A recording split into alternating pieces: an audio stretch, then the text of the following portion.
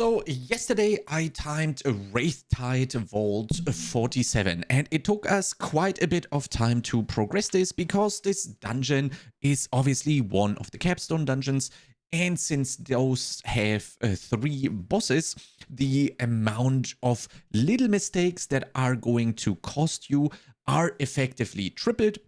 So we actually do quite a lot of, or did quite a lot of attempts here, but in the end it worked out. Here you can see already the first pull, but before we get into the route itself, I'm going to show you the talents that I have been running. As you can see right here, I'm using Reinforced Steel, Guarded Veteran, Sharpened Blade, High Command, Second Wind, Frontline Defender, Master of War, and Gleaming Shield. Second Wind because you are just instantly filling up the second wind meter because you take so much damage as soon as you plant. So second wind becomes way more valuable the higher up you go in Eternal. And the only real outliers here, I would call them, is Sharpened Blade and Master of War. Sharpened Blade because you have a ton of melee mobs hitting you all of the time, and Master of War is phenomenal in Wraithtide Vault because you basically have it for every pull, and this way you can stop a lot of mobs from actually hurting you. For the gear, we have been running the full yellow and the rest green. I'm currently missing one empowered ring to finally get the Sentinel's Bastion number 2 here. There is also certainly an argument for full green, rest yellow. Up to you. I do like haste. I'm a haste enjoyer. I like it when I can press buttons, so I definitely do that most of the time. And for the gear itself, I've been running the Dark Prophecy set on the helmet and the shoulders, and everything else was the empowered gem sockets so that we can reach the gems itself. And for the legendary, I am running the boots right here because I just really like them, and they give me quite a bit of shields uptime. And usually I take these when the pulls itself are the hard part in terms of tank damage, and when the bosses are the hard part in terms of damage intake for the tank, then I would be playing the neck. But in Wraithtide, I was playing the boots and I was playing Fateful Arms. This is my weapon tree right now. With Martial Initiative, extremely important. Treasure Hunter's Delight, Inspired Allegiance is a must. Then I would actually like this to be Iron Spikes. And then the Hunter's Focus. As for the team relics, we have been running on the tank 1 Dispel and 1 damage reduction, which is actually weird. And yeah, I didn't use the Saltwash Elixir because this made the whole combo of team relics work if I wasn't running the Saltwash Elixir, and it actually worked out quite well. Then 1 damage dealer used a chicken and 1 damage reduction trinket. The other damage dealer used a portal and a res. And our healer used the chalice and a res. And I'm going to explain throughout the video where these are being used. So for pull 1 that you can see right here, obviously I also have the route corresponding to this. Here you can see all the pulls on the side, 13 in total with the bosses combining. And I'm gonna go through the whole dungeon with you, showing you where the pull is, and I'm going to show you the pull in game. So here, you're starting out right here, you're gonna go down all this way, and this is the first pull that you're going to play. So this is going to look like this. I'm gonna go back one more time. You're gonna go here to the right side, pull these patrolling scallywags. The Tide Witch is the only caster in this pull, and then you group up everything. A rather simple pull in terms of the interrupts and all of the stuff that you have to keep in mind. Here you just want to have a kick rotation on the witch, and you can basically just nuke the witch down. Then as for the tank, you're going to use your Fateful Strike. And this is going to make it so that the pull is rather easy. So you are going to do it, you're going to interrupt the Tide Witch, and you're going to do the kill the scallywags along the way. Very important here is your Sharpened Blade uptime, so you reduce their attack speed by quite a lot, and then you're basically just living through this pull. The tank damage in this dungeon is kinda okay-ish, but obviously we are trying our best to reduce it by as much as we can. you are going to call for the knock right here if you are getting blasted and you don't have anything right now, and you're going to use your major your master spell here, because this is going to give you the Treasure Hunter Delight. Then we have our first portal right here. You could also jump around this, but we are going to use this on the way backwards for the when we go back, because we are not going to get sharks this way, and the sharks actually really hurt at 47. Then this is pull 2. Pull 2 on the planner looks like here. So we portaled over here, or ran around this, and I pulled these two guys right here. Very important here is there is 2 Tide Witches and 2 Buccaneers, which is not an easy pull per se, but we're playing Helena, so it becomes rather fine for the start. As you could see, I taunted this guy in, pulled the used the Grand Melee, and pulled them backwards. That is extremely important here in pull 2, because the up here is a patrol that is going to be coming towards you guys. So you want to take the Grand Melee, take the mobs back, and position your team around here so they don't accidentally pull from here. Then this is basically how the pull is going to go.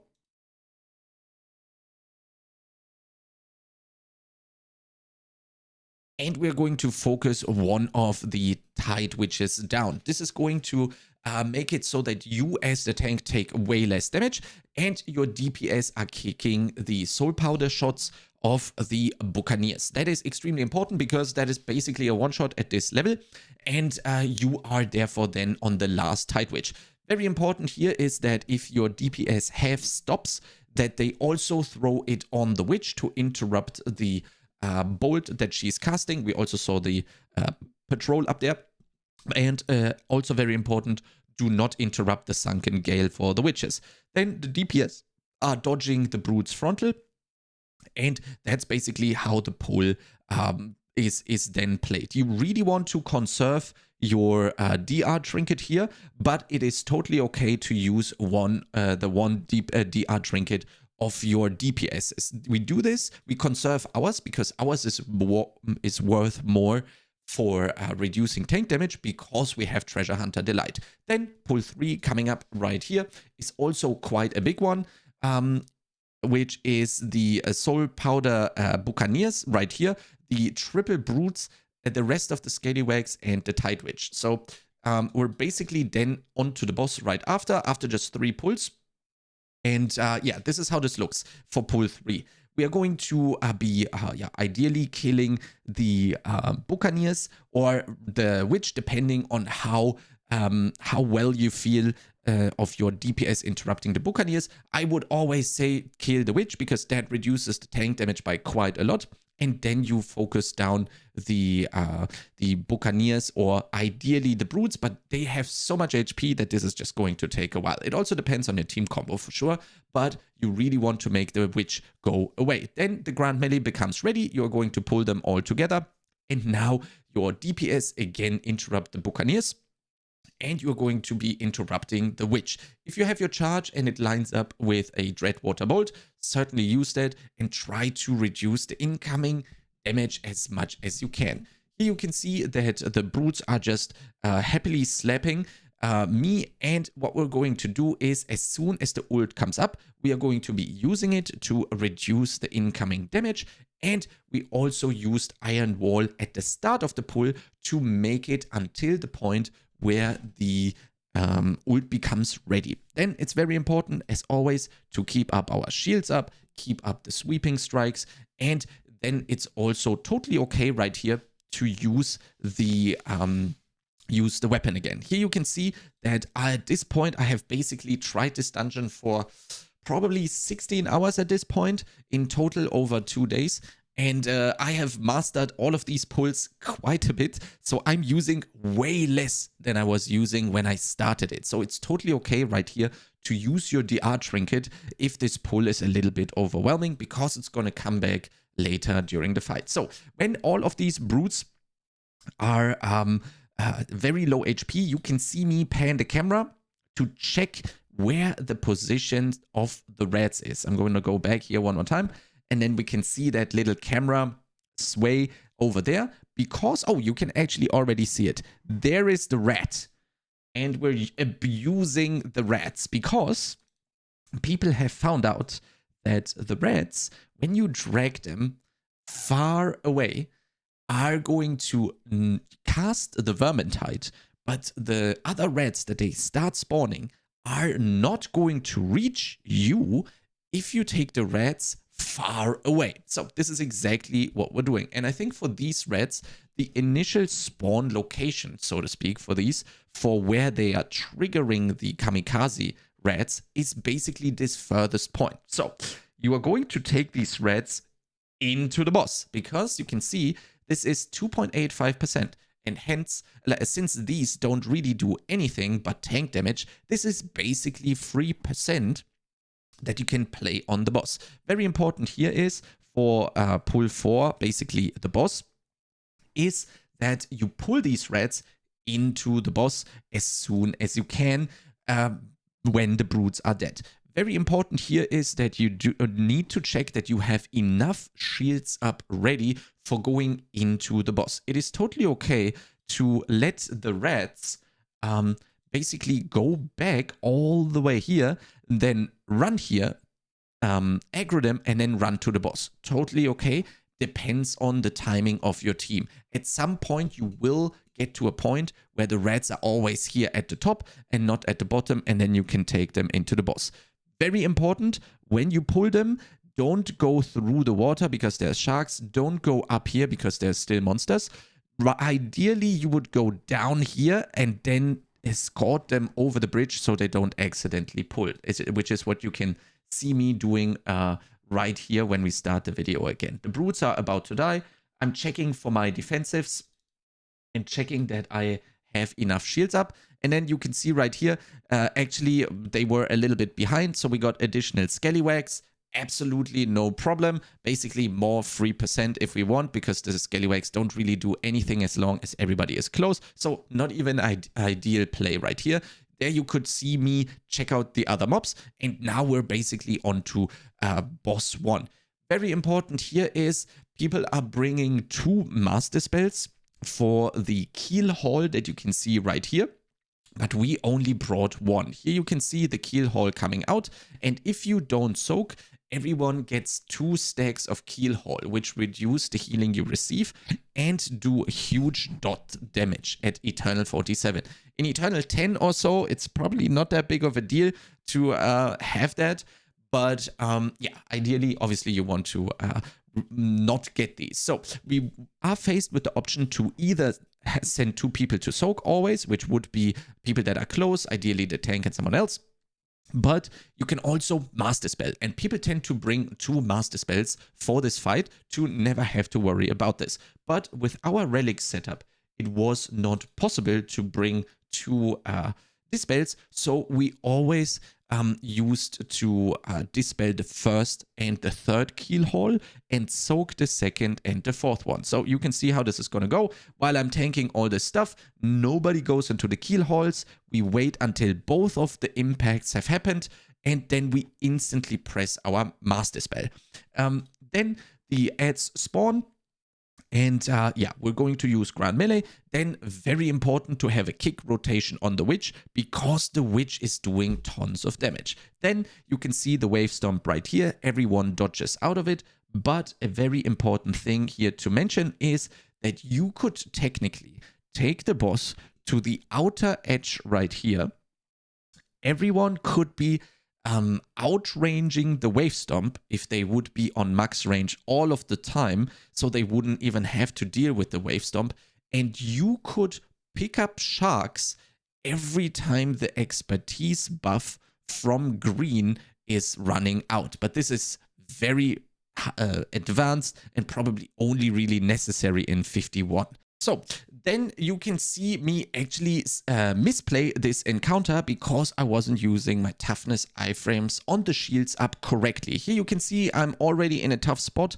I don't have any toughness. I don't have iron wall.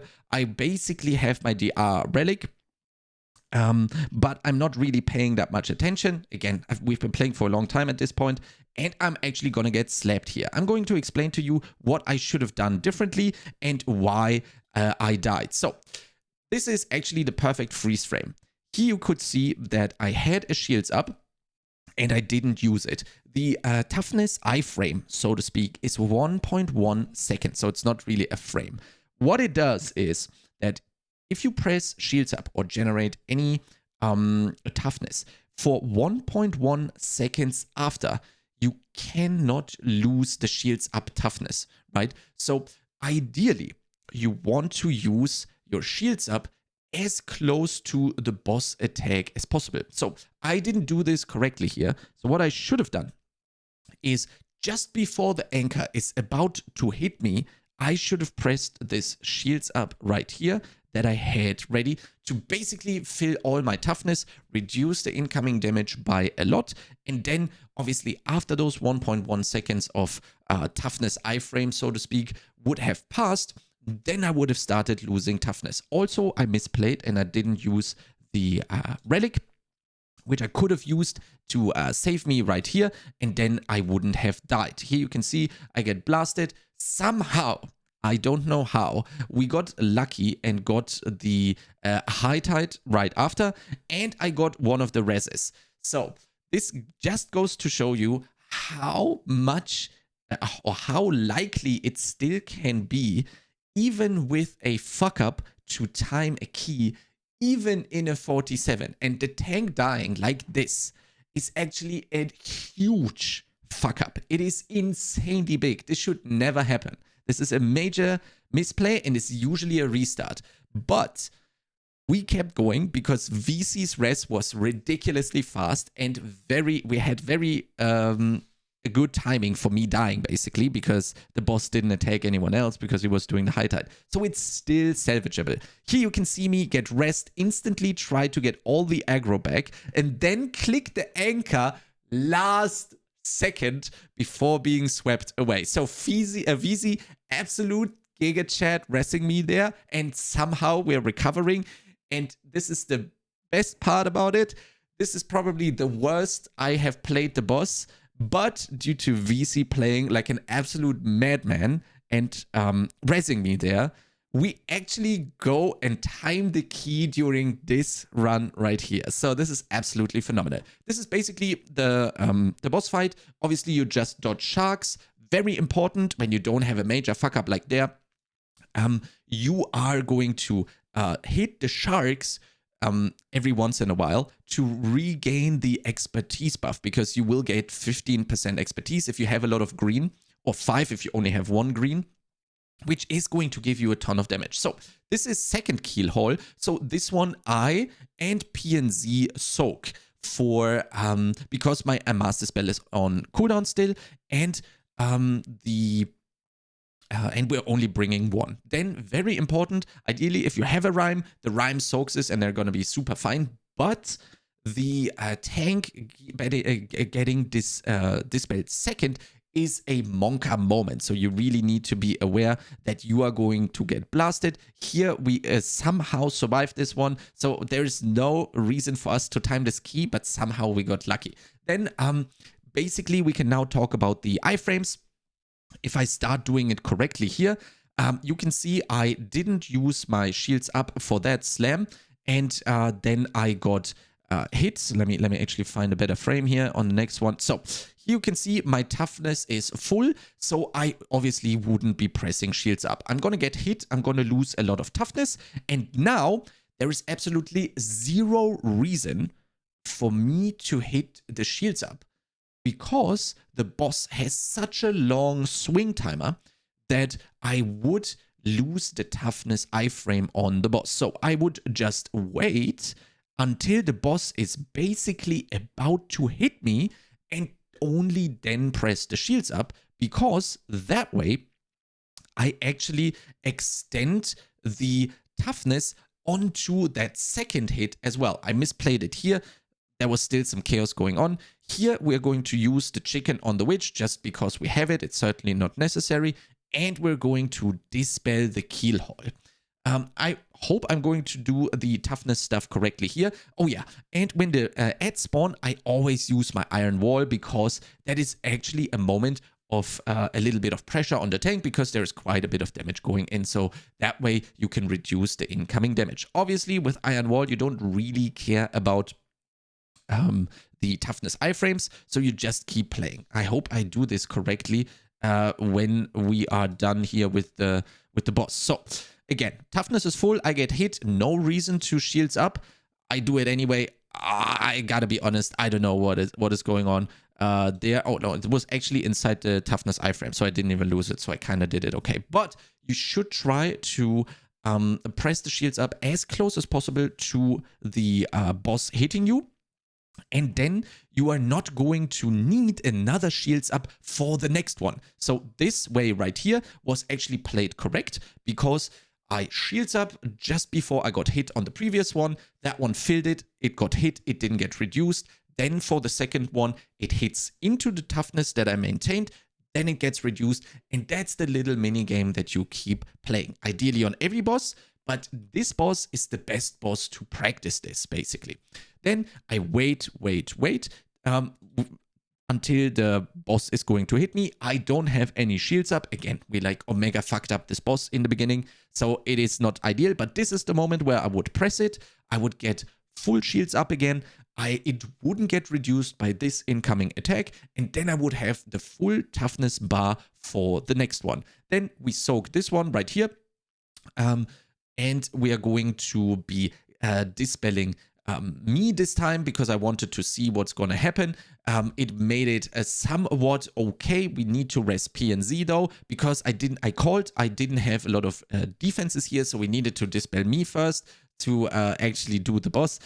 This boss is an absolute clusterfuck. We played it so much cleaner in the previous pulls, but I actually really like that I can show this example to you guys because you can see that even if you have immense fuck-ups, you can still go and time the key as long as you don't wipe on the boss or don't like full wipe on trash, for example. Okay, then after the first boss, you can see that we are gonna go all the way back right here to pull 5. We do this by using the portal that we left behind right here, and we do this to not get a shark right here. The jump is not so easy, but since we're using a portal anyway, might as well. Then we mount up again, and we're basically on to the full pull 5, not only the run back. We pull these scallywags, the lashers, these lashers right here, and these lashers right here. This pull is very easy for the DPS to blast themselves because the lasher and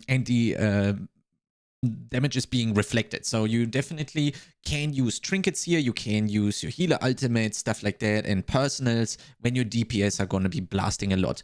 Apart from that, it's actually not that tough. I do like to go all the way around these, then dip in so I don't take damage while gathering or minimize the damage while gathering, taunt these guys. Then, as the DPS like to DPS, I already built a little bit of aggro here so they can already start blasting. Here you can see we also used the first dice. And then after building some aggro here and the weapon pop, I go and take the other lashers. That has worked out for me very well. And that's basically the pull. You basically just play it down and yeah, you dodge the puddles. And you want to use the DRs for your party members so they take reduced reflected damage. And obviously you are going to use your dice here because the Barbarous Slasher has the attack at you, the tank buster, so to speak, that also reduces your armor by 10%, while also you dodge these puddles. Then we have pull 6 next, which is the Jungle Stalkers right here with the Scallywags. The other pack with the Scallywags and the Buccaneers, and then the Big Brute. Here we just need to use our Grand Melee to gather everything together. Again, I do the same thing here. I go around, then dip in to minimize the damage I take while gathering, and I get the Brute in. Then, very important, here I am trying to min-max the use of the Grand Melee, so I actually get some interrupts on the Buccaneers. And as you can see right here, we are focusing the brutes. Very important, you as the tank take the Jungle Stalkers and face them away from a team because they are actually going to hurt everyone else if they can attack them with their frontal. So then you are going to focus the Brute, and then basically one after the other is going to send an interrupt at the Buccaneers.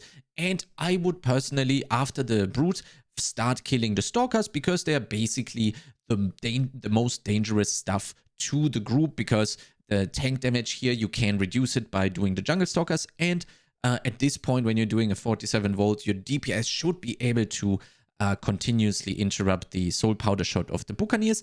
And then as soon as that is done, we are also all ready to pull 7. The pull 7 is going to be these 2 Jungle Stalkers right here, together with the Campfire pack. This Campfire is also the first one that you're going to be taking. And yeah, then you can easily kill those here. Wait 1 second, I need to go back a little bit further. The Jungle Stalkers are these right here that are running. So you basically taunt them up. You can have a DPS get them for you, and then you are off to this pack right here. Very important, you need a ranged stop and a melee stop on the Cannoneer to basically stop the Shackle Blast and the Blunder Boom. And then the other interrupt goes on the Soul Powder shot of the Buccaneer. Very important here is, if you get all of the Shackle Blasts and the Blunder Booms right here, then the bombs away is basically just you dodging. But if you have a single target stop, like your charge, or maybe one of your DPS can stop this, then this makes the pull also much quicker, because DPS actually don't need to dodge. Again, we have the Jungle Stalkers in the pull, so make sure to face that stuff away. And then as soon as that is done, you take the Campfire right here, and then you are going to go into the belly of the ship. And those pulls are actually really cool to play. Namely, we are here at pull 8. And as you can see, we're pulling this whole thing. And this is actually really cool to play, because you get super high ground melee value. Not only do you interrupt skills, but you also group up the ranged mobs very easily. And then your DPS also get to ult quite a lot of mobs. Here I'm taunting the Brute in, basically, then waiting until I can get 1 or 2 casts. I press the ground melee, I stutter step a little bit backwards to clump them up nicely. And then we want to get rid of the of one of the Cannoneers, because that is basically of the Cannoneer, not one of the Cannoneers, of the Cannoneer, because it is eating 2 interrupts and a stop with all of its abilities. The Brute is not that big of a problem, whereas the Cannoneer actually is. And then by killing the Cannoneer really fast, your DPS are going to swap interrupts to the Buccaneer, and then you are safe. Since we ulted, stuff is dying very quickly. If you're playing Helena, I would also very much advise you to, even though you are mainly on the Cannoneer, you would want to shield slam the Brute to get the stacks stacked up. And yeah, here you can see the skip of the build shreds just go far left. Then the Lashers we also don't pull. And then next up, we're almost done with the dungeon. We do have pull 9 and pull 10 at the top of the ship. We used to pull the whole top of the ship in one pull. It is certainly doable, but then we reached the boss and we had like 7 minutes remaining. And then we were like, okay, that is absolutely not necessary. So let's just split this up, because this was a tough pull to do. And there was certainly some risk that we could die here, basically throwing away the whole try. So since it wasn't necessary to pull these together, we decided to just split them up, and basically these scallywags that are here on the side get pulled into one of these pulls. But depending on cooldowns and maybe ults, you could also do the scallywags into either this pull when you have ults here, or you take the scallywags and pull them into this pull. Ideally, you would want to get all these scallywags on the side into this pull 9, ult that, because then your ult comes back in the second phase of the boss, which is very good to have as many or as much damage in as possible, because that's actually a very dangerous part of the fight. So let's look at a pull 9 and 10. They are not that complicated. You are going to be, as the tank, kicking the Tide Witch because there's actually a lot of damage coming from the Witch itself. Since we had 1 DPS ult, I'm also pulling in the Scallywags from the other side, and then we just play it down. You can use ground melee here. It is certainly not necessary whatsoever because you do not... there is nothing really... going on here. As I said, you can just pull the whole thing, but then again, we had like 7 minutes left when we were standing at the end boss. That was unnecessary, so we decided to split this thing up. But you can certainly pull the whole top of the ship. But again, then your DPS need to be giga locked in and they know what they interrupt. Like this, it's basically free. So this is pull 9, and then we instantly go and pull 10 right here, which is again super free because, well, there is nothing really going on. It's just the Tide Witch that you are on, and your 2 DPSs are on the Cannoneer. Cannoneer, same as before, you interrupt the Shackle Blast and Blunder Boom, and then you want to have a single target stop or a rhyme stop. A rhyme AoE stop also works, obviously, for the bombs away. Then you just kill the Cannoneer, kill the Brute, and move on to the boss.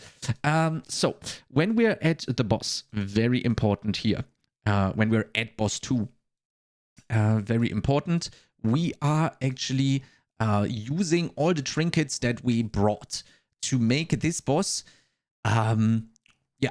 doable in the first place. Not only easier, but in fact doable in the first place. Here you will see that Vik is going to go back and place a portal. I hope I'm going to turn the camera. No, I'm not. Okay. The portal needs to be placed before this last cannon. So basically here on this line where Vik is already. So you do this here, behind the cannon. So this is like at the top left is where you came from. The boss is down, basically, right? And Vik is going to put the portal here, forward to here. This is necessary because when the boss sends you away, you are going to take a lot of damage as a party while walking. If you hit a ghost, wipe, a GG, restart the whole thing. But you also take ticking damage while being in the phase itself. So that's where the portal comes into play. And then we also chicken one of the Cannoneers just to make the boss fight a little bit quicker. It's actually totally fine to kill both Cannoneers, but by chickening one of them, you just increase the uptime that your DPS have on the boss. That's why we decided to do that. And then we just kill the left one. While we are focusing the left one, I'm building aggro on Catherine as well, and we just ignore the chicken basically. Then, as always, the quick draws, you need your personals, and yeah, your DPS need to pay attention to it. Then, the first no quarters, I'm also using the Grand Melee so that I take the Cannoneer with us so that we keep this interrupted and it's not going to do the bombs away while we are in that little square.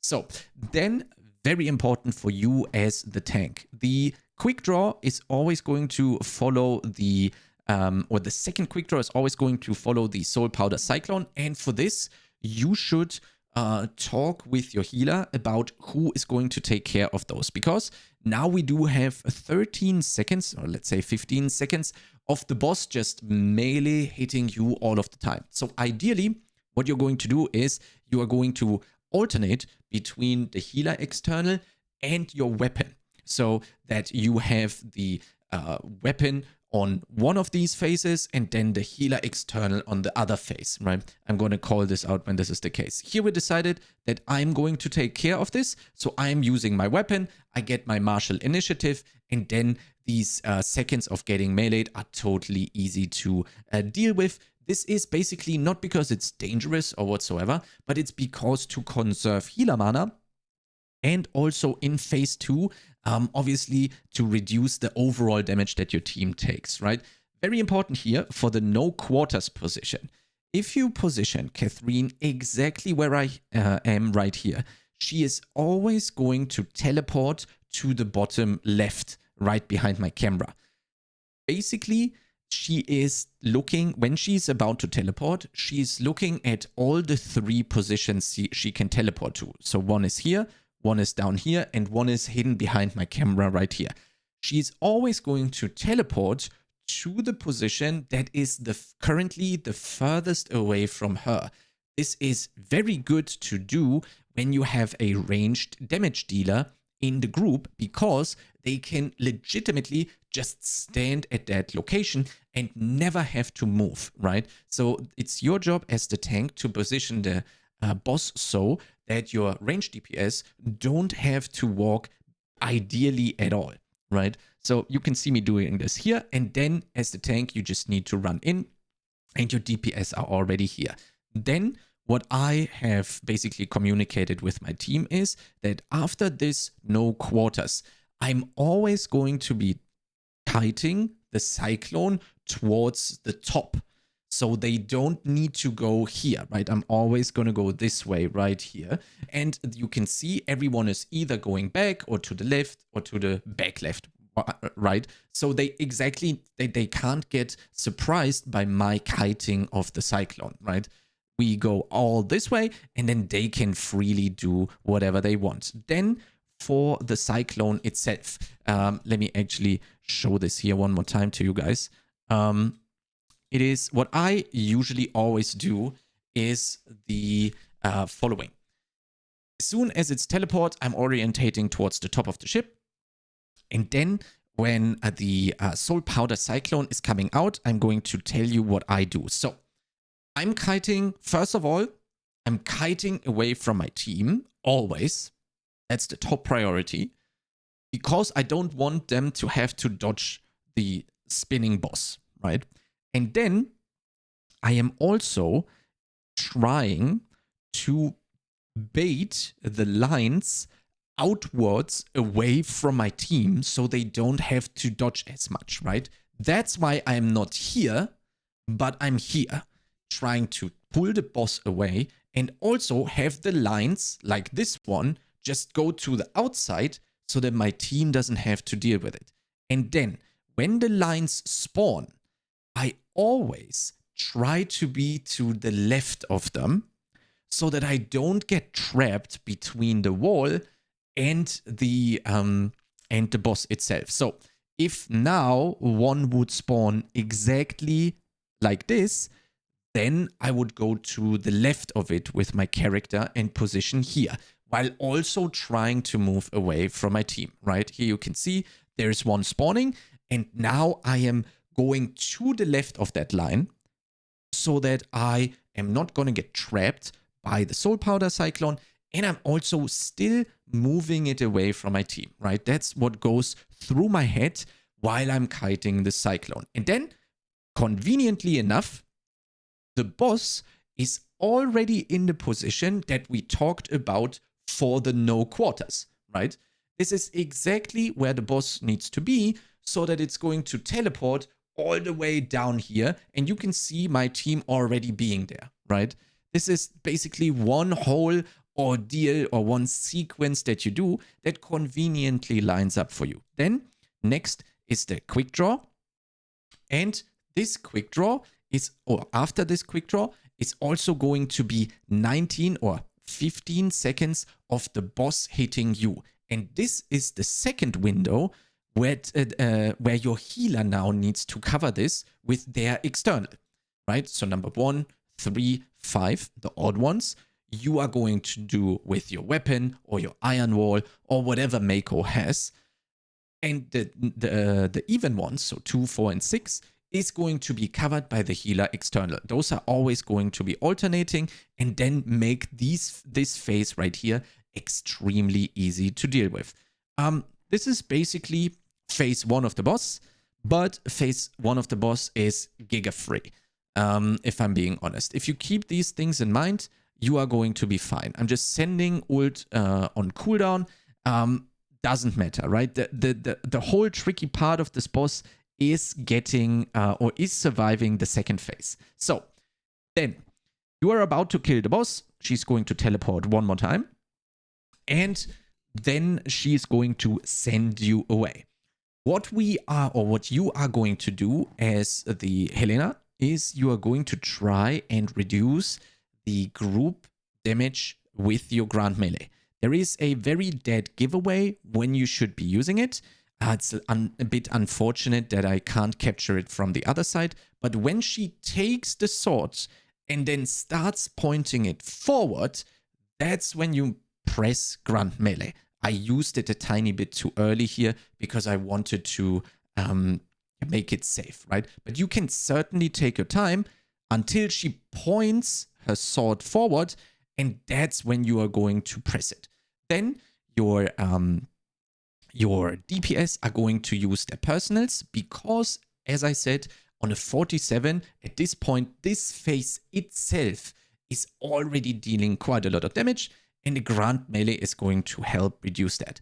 Then I also mark where we are going. It's always going to be left side because, as you can see here in the distance, this is where our portal is waiting for us. And I kid you not, as stupid as this sounds, the hardest part in this dungeon is getting to the portal without getting hit by the ghosts. This has cost us many runs because the portal can very easily hide one of the ghosts, so you could get baited by going into the portal and then hitting a ghost. So it's very important you keep this portal position here, and so that you go up to the top, and then you're not going to, at the end of a portal, hit a ghost. If you were to put the portal right here, for example, and you would come out here, then you can see that if the end of the portal was here, then there is a very high likelihood of the ghost actually running into you as you are coming out of the portal, right? So it's very important to have the start of the portal here and the end of the portal further up, right? Here you can see us walk through it, and then as the tank, you don't really care. You can even get hit by the ghost. It's not a big deal. And then we click it, and then we're fine. Then, one min-maxi strategy that I personally, as the tank, felt like it's not really necessary.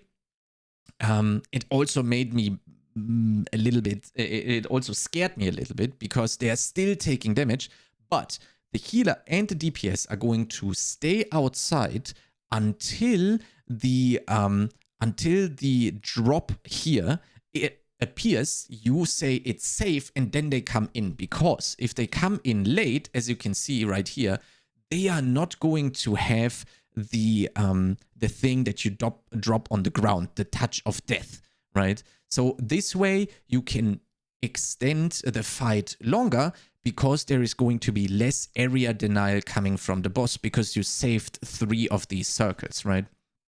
And then you drop it off. Ideally, you drop it off somewhere where you're never ever going to be. I kind of did an oopsie here, so that's why I'm going to mark this. Ideally, I would have either placed it here at the top or here somewhere on the left side, so that I have this whole right side for me to play and kite the Soul Powder Cyclone with. So, and then basically everything is the same as before, but on top of that, you do have to drop the Touch of Deaths.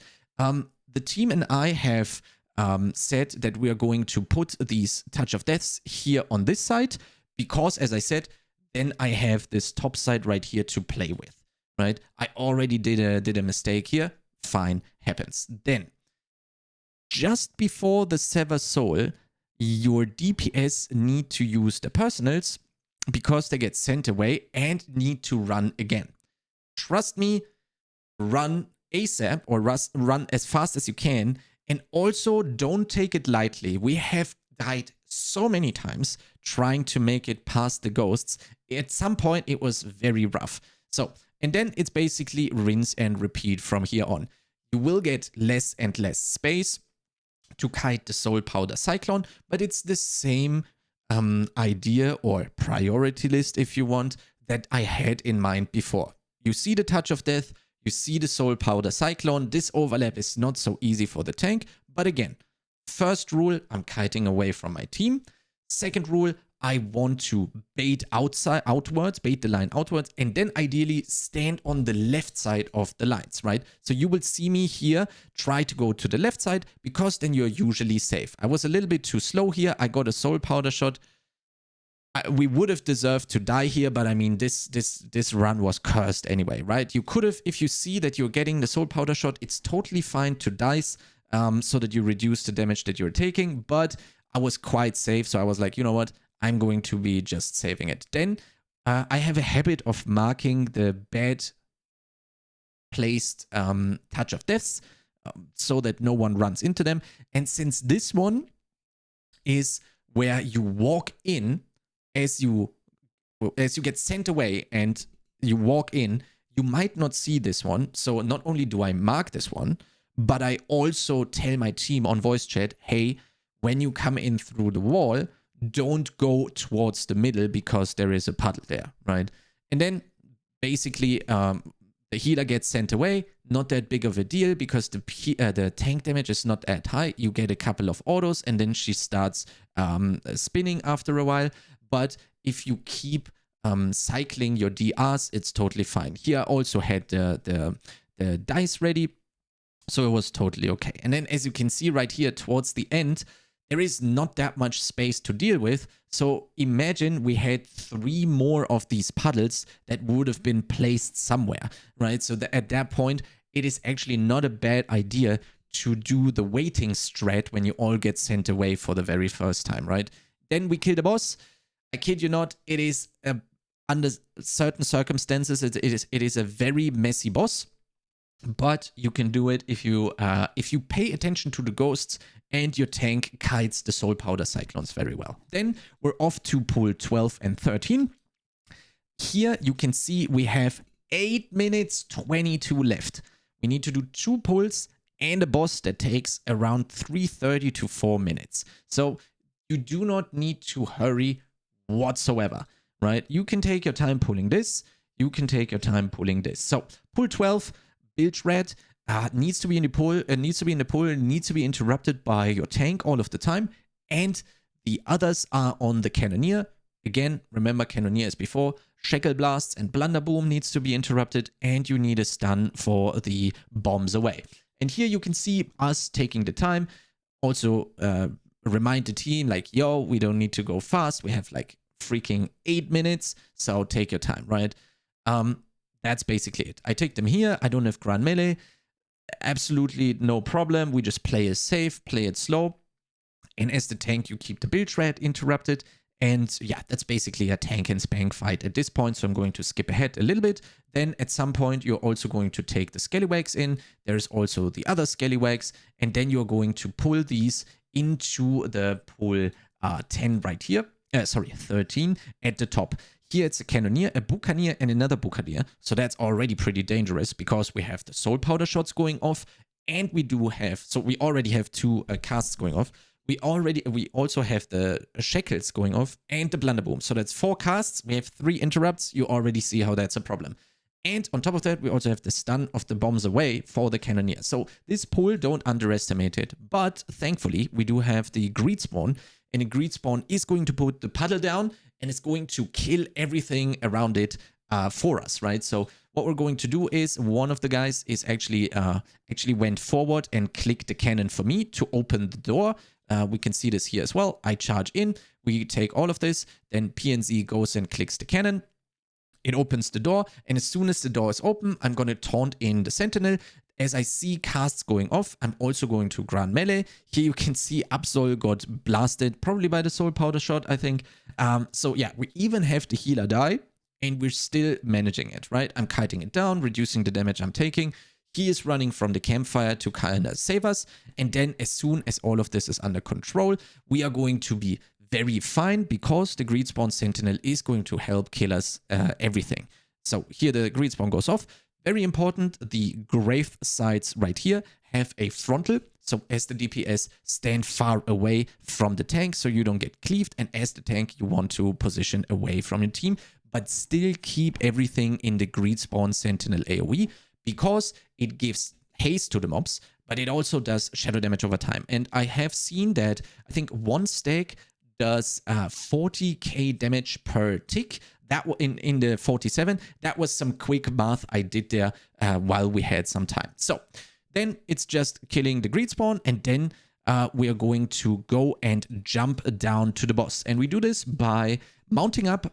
You see our count is complete. We have 5 minutes 40, plenty of time, and that's also the reason why we split up the pool at the top of the ship. So you're going to go here, jump down, and just wait there a little bit. As I said, the boss is maximum 4 minutes. So you can legit just stand here for 1 minute. So you have 4 minutes 30 left, and get all your cooldowns back, charge your ultimate, take your time, go for a piss, whatever. So for the Shadow Greed Eclipses, the first one, you are going to use a DR Trinket, the Sin Binding Stone, and your healer cooldown. In this case, Absol is using the Safe Haven, which is the green circle on the ground, so everyone needs to go in.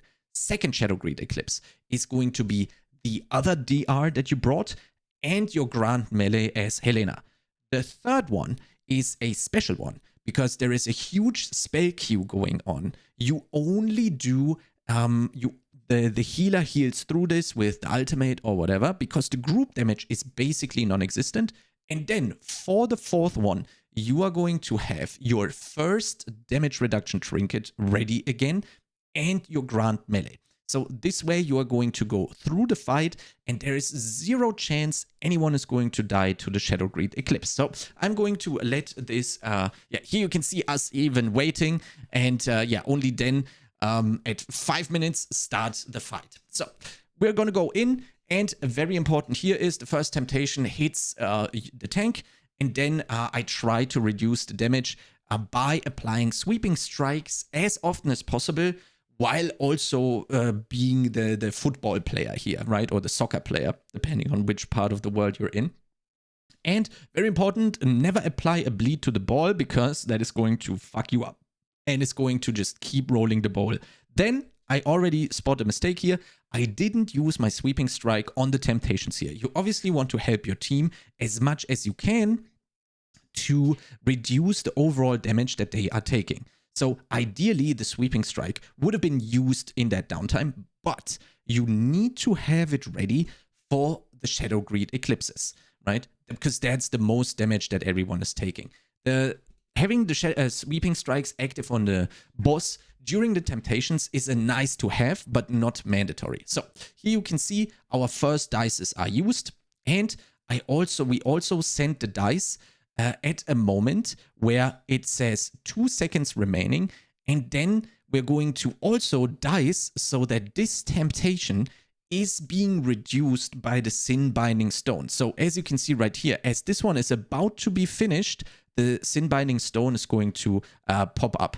It was a little bit late here, I guess. Oh, no, actually, it's on this one. Sorry, it's the last one, the second to last one is going to be cast at 2 seconds, and then he's going to cast one more. This is where we hopefully are going to dice. There we go. The dice is active. My dice is active in this case. And these are also going to reduce the temptation. And they're also going to reduce the whole Shadow Greed Eclipse. So first one, as we said, is going to be DR and Absol's Safe Haven.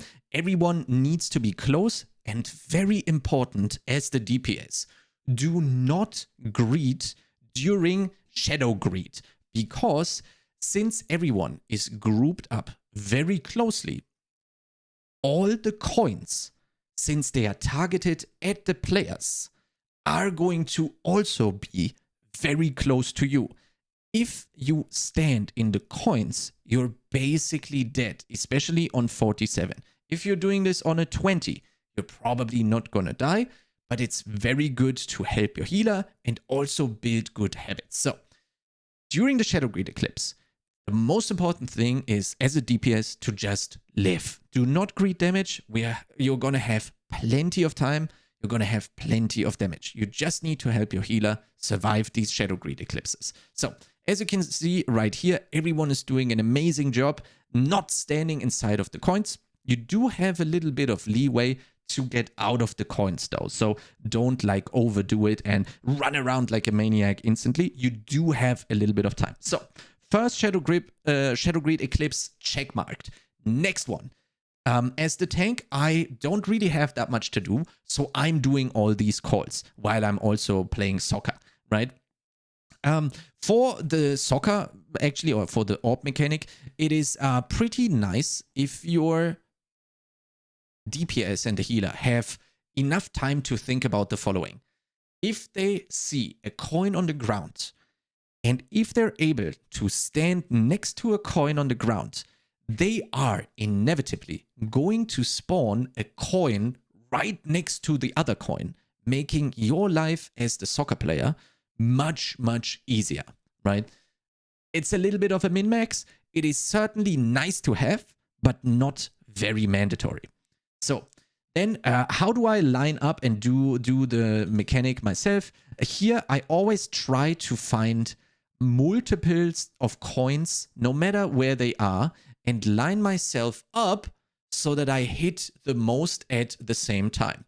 When I need to do fast curves or fast changes of direction, I only use the measured strike because then the ball doesn't roll too far. Whereas if, for example, there was a coin here, a coin here, a coin here, and a coin here, and I have this lined up perfectly with my measured strike, then I go for the shockwave so that I send the ball flying, and it is going to collect all of the coins in a line so that I can then go back and start hitting the boss just to maximize the damage. So we have the ball hitting the boss, and then I go through. I also call out Shadow Greed in 15. This is going to be this person's dice, and it is going to be my grunt melee, right? This is what I'm calling out, and now I'm like, okay, wait, this temptation, and now dice, perfect. And now you're going to wait for the Shadow Greed Eclipse to pop up, and then grunt melee. Everyone needs to be kind of close because they need to be in your grunt melee radius to get the 20% magic damage reduction. That's also why I have highlighted the healer, so that everyone has a point of reference where they kind of need to be. So if you're as the tank close to the healer when you need to grunt melee, then you're also going to be close to the rest of your team. So 2 out of 4 Shadow Greed Eclipses checked. Third one, this is nothing but the healer, because as you can see, pretty soon after the Horde, you are going to see that there is going to be an Omega spell queue, which is actually really good for you, because there are not going to be temptations flying out throughout the phase, which is something that you kind of always would want to have, but is only really a thing in on the before the third one and before the fourth one. So he's going to Horde, and as you can see right here, all of the skills right here are all going to 0, which means it's like a gigantic spell queue. Here you can see, or not really here in this frame, but like you are going to see in a second that so many of these spells are basically ready to be cast. So he's going to go and go through them in a queue of descending priority, basically. So after the Horde, he's going to start spell queuing and therefore not going to cast the temptations. It's starting out with an Envy. Then we are going to see the Orb. Then we are going to see the Shadow Greed, which is amazing because he wasn't casting temptations. Here, third Shadow Greed Eclipse, again, is only our healer because we didn't have temptations before. He's able to heal this. I don't know what we're going to use here. Safe Haven again, because it's ready for 1 and 3. And since the damage on the group wasn't that high before, this is more than enough. I actually don't know exactly how Absol dies here. Might have been a tornado, but it's certainly not the Shadow Greed Eclipse. I mean, it's probably both. I mean, maybe he did a mistake here, but that's why we bring the reses, because this is still recoverable. As you can see right here, the temptations go out. Obviously, if this temptation RNGs into Veek right here, he's also going to die.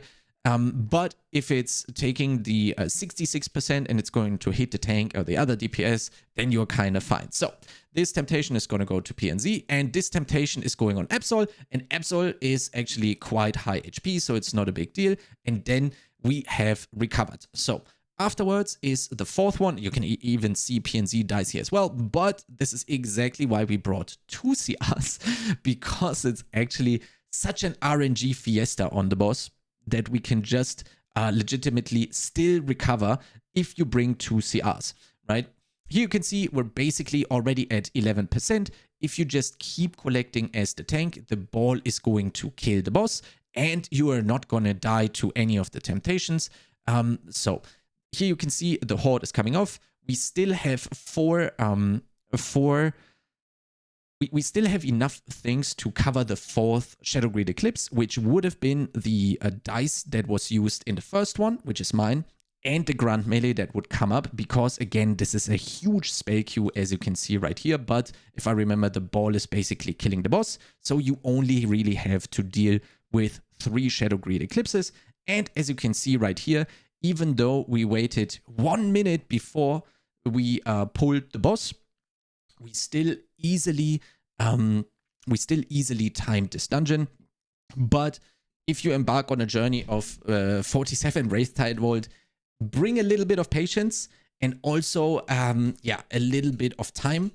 I did have an absolute blast to time this with the boys, progress this with the boys, and I kid you not, Wraithtide Vault is by far my favorite dungeon. I think the whole theme, the whole setting, everything is super cool. I like the colors.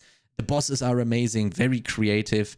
And yeah, if you think you are going to do it, please let me know your results and also your troubles down in the comments below. If you need any help, I'm basically streaming right now. So if you need any questions answered, please ask me. I am, as I said, live right now. Ask in the comments. Again, the route is going to be linked down in the description. And on top of that, I also have my Chronix Fellowship Compendium, which has basically all my routes, which I need to update, by the way, all my routes available to you. So you just click on these and you're going to get teleported to every route I have made or I deem worthy for early game, mid game, high eternal, for all the dungeons that exist. And yeah, if you like content similar to this, make sure to subscribe to this YouTube channel, and I'll see you next time.